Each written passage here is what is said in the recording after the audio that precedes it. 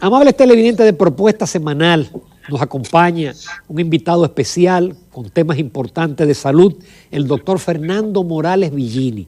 Él es director del Instituto Nacional de Coordinación de Trasplantes. Es más fácil recordar las cifras, INCORT, por Instituto Nacional de Coordinación de Trasplantes. Muy buenos días, doctor Fernando Morales Villini. Un placer y un honor tenerlo en Propuesta Semanal. Es una agradable siempre ser invitado por ustedes y desearles siempre mucha salud y que sigan desarrollándose como cuidando este país como ustedes lo cuidan. Muy bien, doctor. Gracias. Gracias. Bienvenido, Fernando.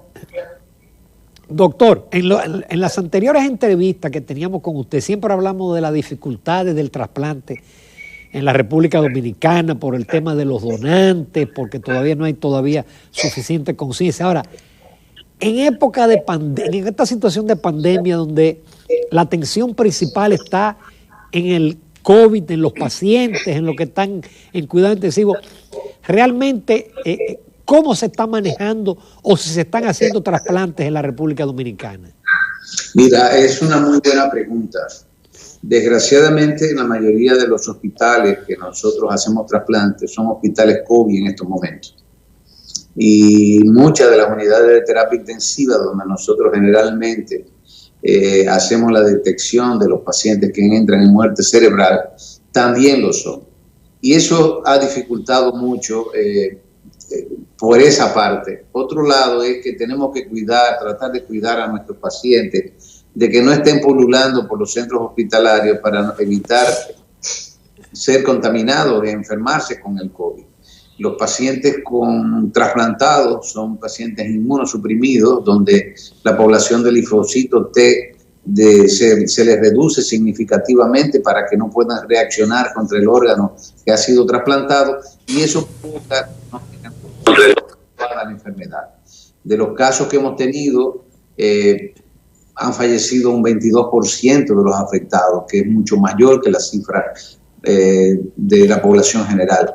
Y eso nos lleva a ser tímidos con esto. Quisiéramos tratar de ver cómo aislamos algunos centros y empezar a trasplantar centros que no puedan ser afectados por el COVID. Pero desgraciadamente los intensivistas todos están trabajando en unidades COVID y la mayoría de ellos puede ser contaminantes en estos pacientes. Es un problema serio que ha reducido la población trasplantada de este año. Hemos logrado hacer 22 trasplantes en el año 2020 frente a casi 80 y tantos del año 2019. Fíjate, Ramón, en el año 2019 el INCOR llegó a estar entre los lugares 50 y 60 en los 5 principales indicadores de donación y trasplante en el mundo. El país ha estado pocas veces en esos lugares. Y el COVID, desgraciadamente, nos ha dejado, tú sabes, como todos los países del mundo han reducido la tasa de donación y trasplante. Nosotros no somos la excepción y esperamos que en un futuro podamos iniciar este programa.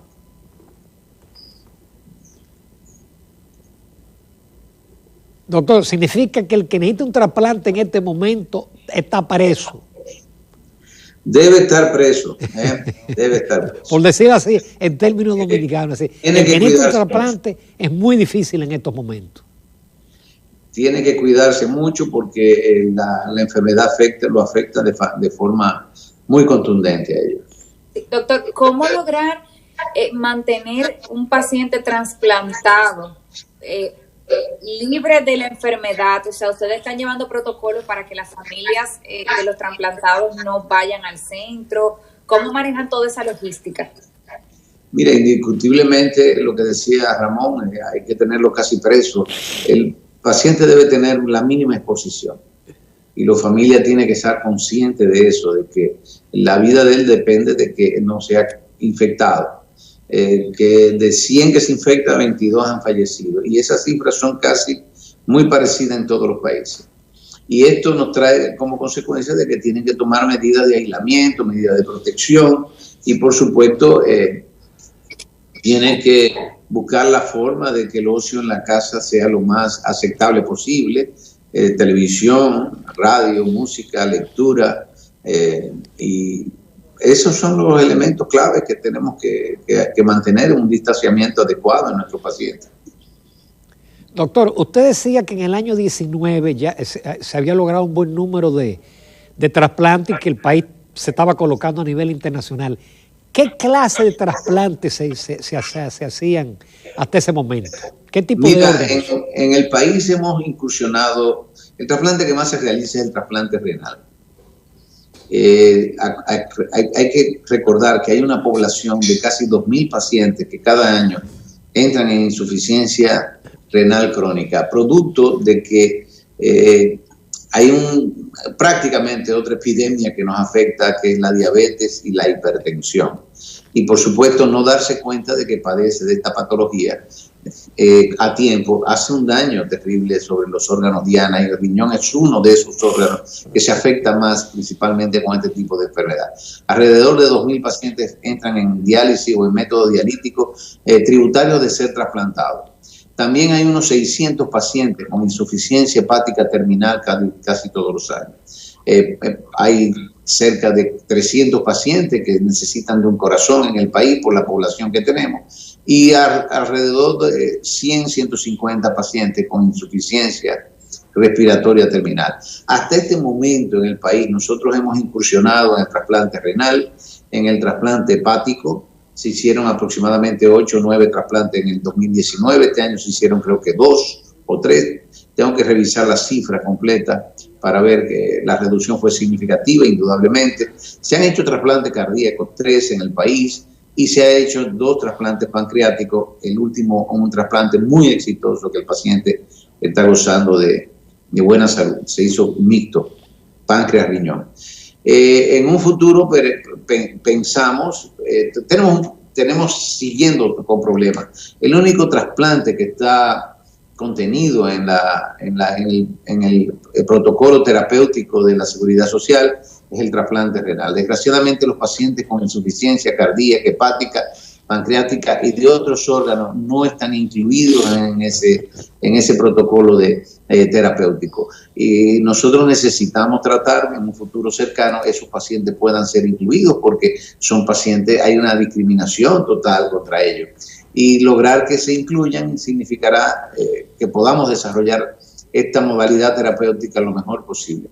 Estamos entrenando recursos humanos que se sienten estimulados para hacer este tipo de procedimientos y el resto es tratar de disponer de los recursos porque son trasplantes costosos que generalmente las familias no pueden pagarlo y si no lo incluimos en la Seguridad Social va a ser muy difícil que podamos lograr mantener esta oferta terapéutica adecuada para todos los pacientes.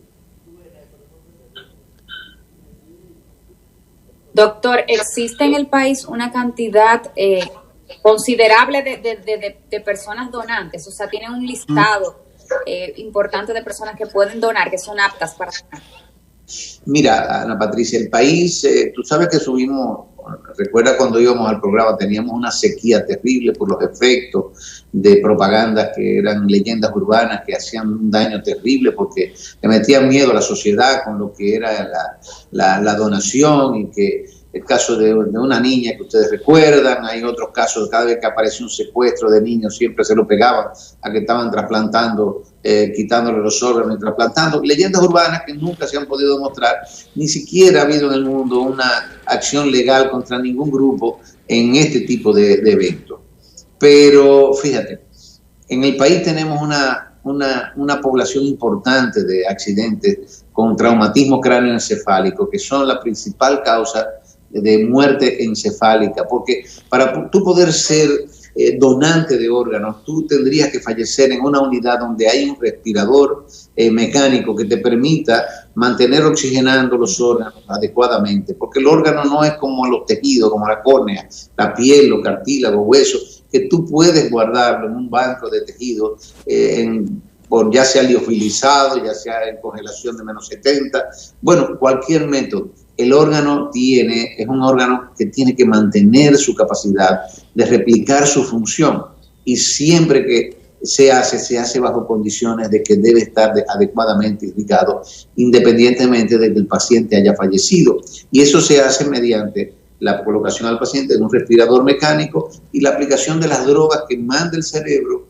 para que el corazón siga latiendo. De esa forma disponemos de un tiempo que nos permite notificarle a la familia, solicitarle los órganos, que es una de las situaciones más dramáticas, porque imagínate cuando tú tienes que solicitarle los órganos de un ser querido a una familia que acaba de fallecer, en ese momento tan doloroso. Pero lo importante de todo esto es que si nosotros, con la ayuda de la prensa, como el caso de ustedes que siempre nos tienen en cuenta, podemos lograr que la familia entienda de que todos nosotros en algún momento de la vida vamos a necesitar estar en un lugar o necesitando un órgano para un familiar o para nosotros mismos. Y esa agonía, de esa impotencia que reviste esa situación, o teniendo la desgracia de que un familiar ha fallecido en condiciones agudas y puede ser donante y te pidan los órganos. En cada momento tenemos que tratar de dar la respuesta adecuada, y la respuesta adecuada es promover la donación y trasplante porque nos beneficia a todos. Un paciente que fallece, que se va a llevar sus órganos al cementerio, lo va a donar al sistema biológico que lo degrada.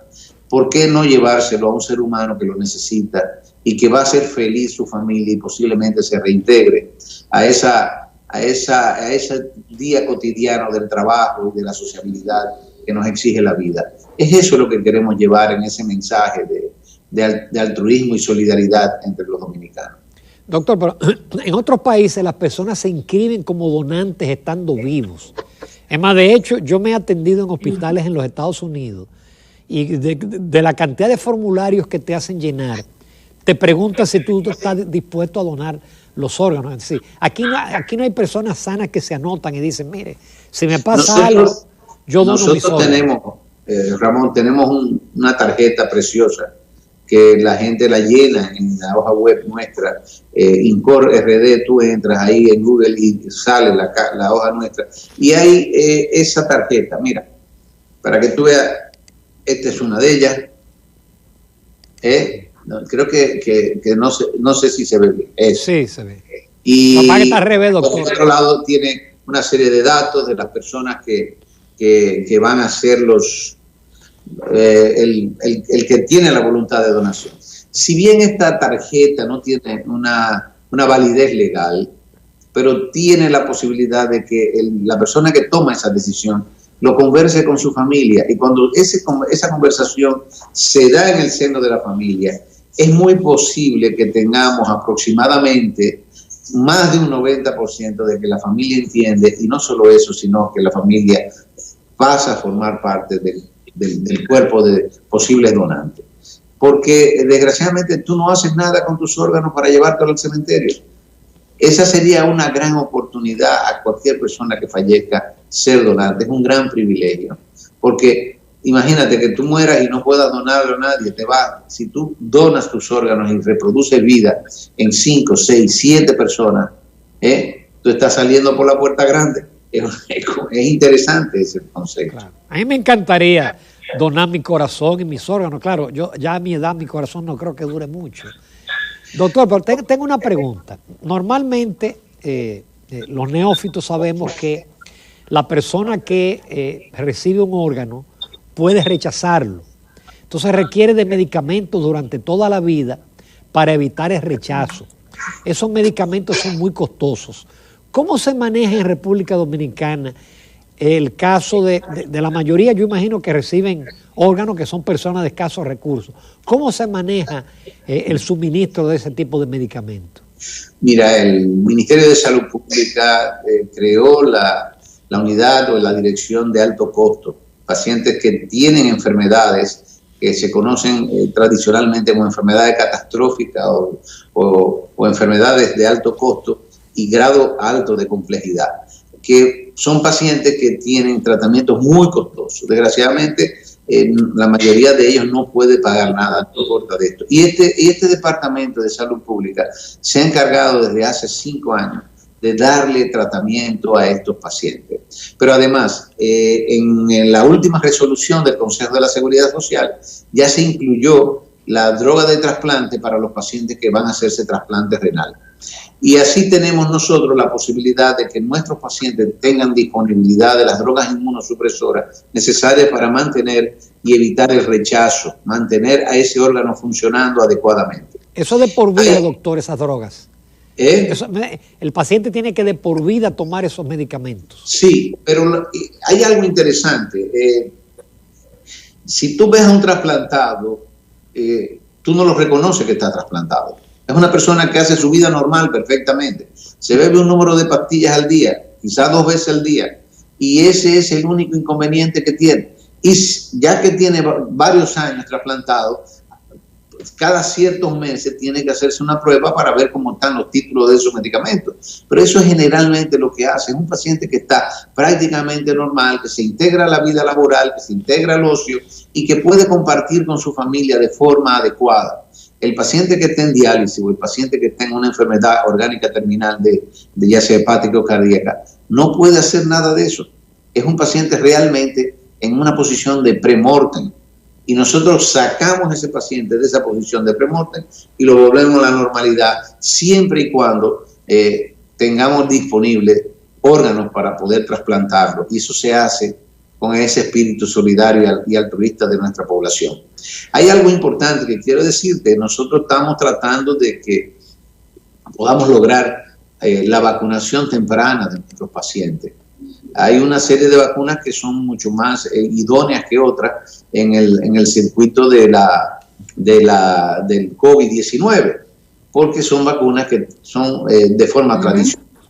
Y lograr que nosotros vacunemos a nuestros pacientes con enfermedades ya trasplantados nos permitiría a nosotros aumentar la supervivencia de esos grupos, que le ha costado tanto a la familia, al país.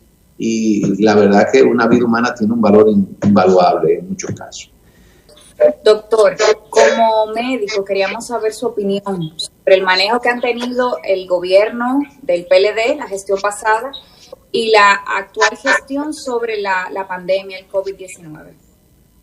Esta es una enfermedad nueva, donde todos estamos trabajando como dosis respuesta porque no tenemos claramente la ruta crítica muy clara a seguir. Indudablemente se ha demostrado que los países que tienen grandes servicios de atención primaria han sido los más afectados, porque la atención primaria llega a la familia constantemente y orienta adecuadamente en su área de vivienda, o sea, en su población. Para tener una idea, casi todos los programas de atención primaria hay un médico con 2 enfermeras o algo parecido que atiende unas 2.000 personas. O sea, unas 500 familias aproximadamente, 600 familias, y sobre esa tiene un control de orientación, de vigilancia, de vacunación y de tratamiento básico a una serie de enfermedades donde entran la hipertensión, la diabetes y todas estas cosas que afectan en primera línea a muchos órganos, pero también es la vía fundamental para tú orientar a la familia y hacer un sistema de vigilancia adecuado de los pacientes que te tocan. Al no disponer de un programa de atención primaria que está pendiente de que se instale adecuadamente en nuestro país, nosotros hemos sido una población verdaderamente afectada. Y además de esto es que la gente no ayuda mucho y no siente, hay una mezcla de temor y de desesperación con esta enfermedad. Y yo creo que todos los profesionales de la salud y la población en general la hemos sentido. Yo creo que la población de profesionales de la salud ha dado un ejemplo de dedicación con esta enfermedad hacia su pueblo, digno de ser emulado, digno de ser reconocido. Pero necesitamos una serie de medidas puntuales. Evidentemente no podemos abrir todo porque eso significaría aumentar la tasa de casos de COVID afectados y, por supuesto, aumentar el número de defunciones que va a provocar esta pandemia. Pero yo entiendo de que hay mucho de actitud personal frente a las medidas que deben tomarse. Si tú y tu familia no se protegen, posiblemente van a ser afectados por esta enfermedad. Quizás sean del grupo con suerte que les dé prácticamente asintomático, pero es posible, como le ha pasado en algunas familias, que más de uno han fallecido cuando ha entrado el COVID a su casa. Y eso es lo que yo puedo llamarle. Traten de mantener distanciamiento, traten de protegerse con las mascarillas adecuadas y traten, por supuesto, de no salir mucho de su casa, que no sea necesario. Doctor, con el tema de las vacunas hay muchas leyendas urbanas. Hay gente que dice que eso va a provocar esterilidad a largo plazo. Hay fanáticos religiosos que dicen que con eso se inocula un chip para controlar. Mi pregunta es, ¿usted se vacunaría cuando llegue? Ay, yo me vacunaría. Con cualquiera. Ramón.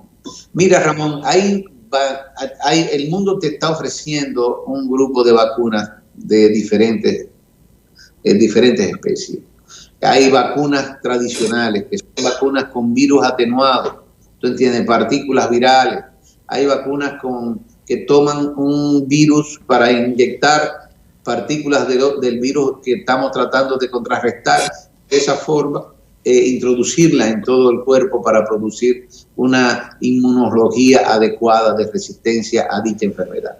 Hay otras que usan biología molecular, porciones de RNA que se inyectan a la célula y estimulan la producción de X sustancia para bloquear que el virus sea capaz de penetrar a la célula humana.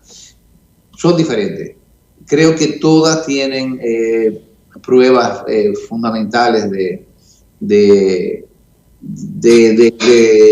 efectividad. Pero lo más importante de todo esto, y es una recomendación a las autoridades, que traten de tener un volumen de vacunas de diferentes tipos, porque hay pacientes, por ejemplo, que no se van a beneficiar con la de RNA, pero sí con las vacunas tradicionales de virus atenuado. Y yo creo que disponer de vacunas de 5 o 6 de las vacunas más importantes que se están elaborando en el mundo y de diferentes regiones, podría a nosotros beneficiarnos tanto económicamente como para dar cobertura a la población nacional lo más rápidamente posible. Si nosotros podemos dar una cobertura a una parte importante de nuestra población, vamos a ir eliminando las posibilidades de que el virus pueda seguir haciendo cifras epidémicas en su afectación.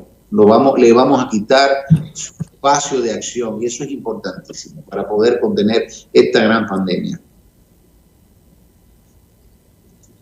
Doctor, y usted no se inclina por ninguna de las dos marcas, no importa, cualquiera de las dos harían el mismo efecto. Mira, yo preferiría para los pacientes trasplantados las vacunas tradicionales. En este momento las vacunas tradicionales que las tenemos a mano son las chinas y las cubanas, posiblemente, porque son vacunas que han sido hechas con virus atenuado, un método que se conoce desde hace más de 60, 70 años, 100 años, y que ha dado resultados, ese tipo de vacuna, y es más inocua y genera una inmunidad global en el paciente que le permite defenderse de ese virus. Las otras vacunas son un poco... O sea, las vacunas, Perdón, doctor, la vacuna con virus atenuado, por ejemplo, es la vacuna de la influenza que recibimos anualmente, las personas que nos decidimos ponerla. Al principio sí era de virus atenuado, ahora yo creo que también usan partículas virales o de RNA, pero no estoy muy seguro en este momento cuáles, porque hay muchas vacunas contra la influenza. ¿Tú entiendes, Ana Patricia? Pero sí, evidentemente, la del tétano, vacunas contra las que te pones desde chiquita contra el polio, son virus atenuados que te dan una inmunología global contra la enfermedad en sí. Las otras son partículas que son como inducción medicamentosa de una porción de RNA que va a entrar a la célula tuya y esa célula tuya va a producir como una resistencia en algo específico al virus que pueda atacar. Pero bueno, pacientes con mucha edad se benefician también de las pastillas, de las vacunas de virus atenuado, de las más sencillas, de las que más conocemos. Y yo creo que nosotros debemos tener disponible en nuestra posibilidad terapéutica varios tipos de vacunas, incluso las de virus atenuado a los precios del mercado son las menos costosas en este momento. Doctor, retomando el tema de los trasplantes, que es lo que fue el objetivo del programa. Es decir, parecería que ya, de acuerdo a sus palabras, el trasplante de riñón ya es una cosa corriente, que ya se han practicado y que ha sido exitoso.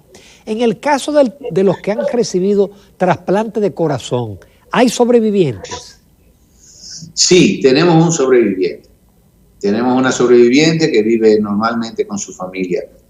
Era la paciente quizá más afectada. Nosotros los dos que se hicieron los trasplantes, desgraciadamente uno de ellos era una paciente con problemas psiquiátricos que salió muy bien todo, pero decidió que no iba a tomar los medicamentos y entonces no hubo forma de convencerla y ya tú sabes lo que pasó al final de cuentas.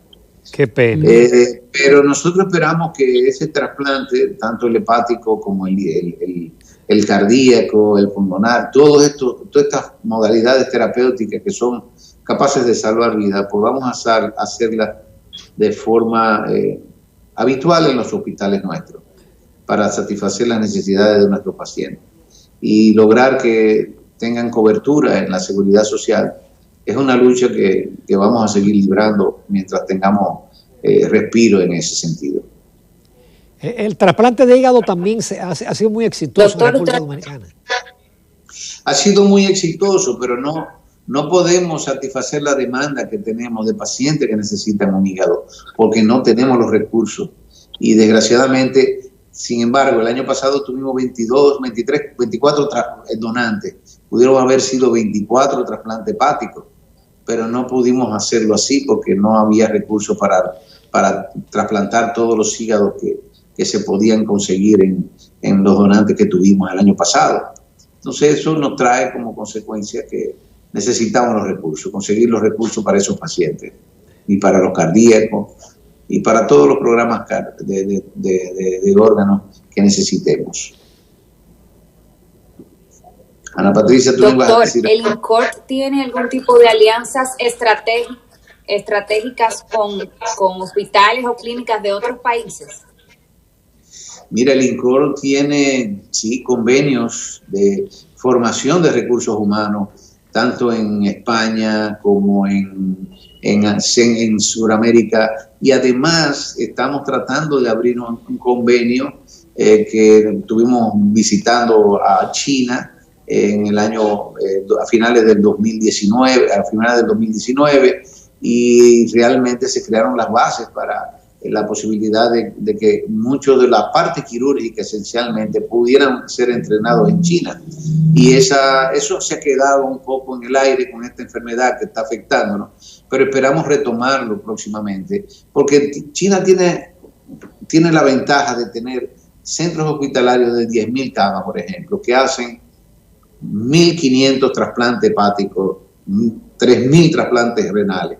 Si tú llevas a alguien que necesite manejo quirúrgico y habilidad y experiencia en realizar este tipo de procedimientos, en cualquier centro que hace mucho menos trasplantes, 50, 60, se llevaría mínimamente un año el entrenamiento. Allá con 6 meses, 4 meses, si logramos insertarlo, estos cirujanos nuestros estarían bien entrenados en realizar estos procedimientos. Tiene un gran valor, yo creo que eso se podría lograr en un futuro y así nosotros tener ya dispuestos para el país todas las gamas de trasplantes orgánicos que necesitemos. Doctor, y por supuesto los convenios con los hospitales nuestros que también se envían gente fuera a estudiar. Por ejemplo, hemos mandado a Argentina, a Brasil, a México, a Cuba, y tratar de lograr que haya una excelencia profesional para este tipo de procedimientos. Doctor, en el caso que usted mencionó en el otro segmento, de una persona que sufre un accidente con muerte cerebral y que está en una unidad de cuidado intensivo, se extirpan los órganos. Mi pregunta es, ¿esos órganos tienen que ser utilizados inmediatamente o se pueden preservar durante un determinado tiempo? Mira, cada órgano tiene un tiempo de preservación ya determinado. Por ejemplo, el que más tiempo dura es el riñón. Un riñón podríamos trasplantarlo después de 24 horas hasta 30 y tantas horas. El hígado no puede ser trasplantado con menos de 18 horas, tiene que ser menos de 18 horas. El corazón es el de los más exigentes junto con los pulmones y el páncreas, el corazón menos de 6 horas. O sea, el de corazón implica una logística muy compleja. Cuando el cirujano cardíaco que va a extraer el órgano ve que el corazón está latiendo adecuadamente, es un corazón sano, llama al equipo quirúrgico para que vayan abriendo y extirpen el corazón del paciente que está enfermo. El corazón de ese paciente va en una nevera para llegar allá, porque el tiempo que se lleva es extremadamente valioso. Generalmente un corazón después de 6 horas generalmente trabaja con muchas arritmias que pueden afectar al final el caso nuestro. El hígado 14 horas, menos de 14, hasta 18, pero indudablemente el tiempo es fundamental y establecer los mecanismos de extracción. Cuando hay un donante multiorgánico, donde van los equipos cardíacos, renales, hepáticos y todo, que tienen que participar en la cirugía para extraer el órgano adecuadamente, es un logro de trabajo en equipo increíble, increíble. Los traslados de los órganos.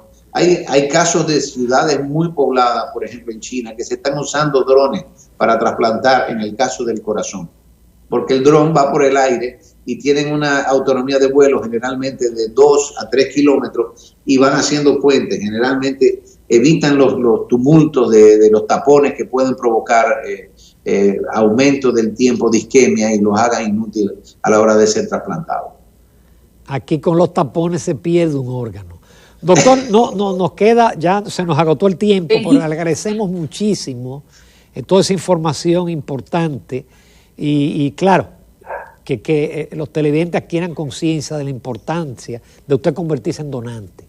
Usted parte al más allá y gracias a usted, 1, 2, 3, N personas logran vivir con sus órganos. Así que le agradecemos, doctor Fernando Morales Villini, en todo lo que vale su participación. Muchísimas gracias. Ramón, Ana Patricia, mil gracias. Es un placer tremendo estar con ustedes, aunque es más placentero verlos de cerca, pero bueno, si no hay otras condiciones, estamos aquí. Y a todo el personal de Telenoticias Vespertina, muchas gracias por esta invitación. Magnífico, muchísimas gracias, doctor. Nos vamos a una breve pausa comercial y volvemos a Propuesta Semanal.